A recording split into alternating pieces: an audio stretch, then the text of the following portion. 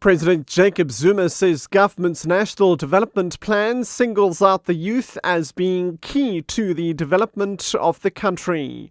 And former President Nelson Mandela's ward at a Pretoria hospital is again packed with visitors. I'm Richard Brooks. President Jacob Zuma says government's national development plan singles out the youth as being key to the development of the country. He was speaking at the National Youth Day commemoration in Newcastle in KZN under the theme Working Together for Youth Development and a Drug-Free South Africa. Zuma thanked the youth for their sterling contribution to both freedom and the reconstruction of the country.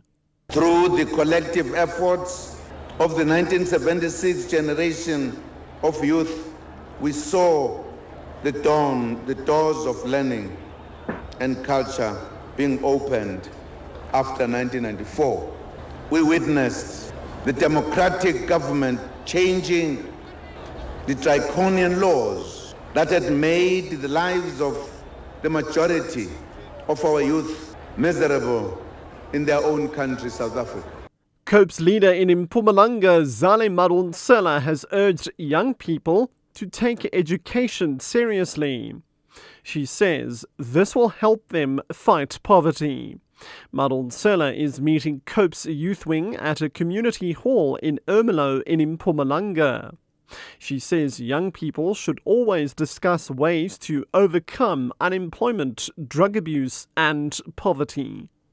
Former President Nelson Mandela's ward at a Pretoria hospital is again packed with visitors.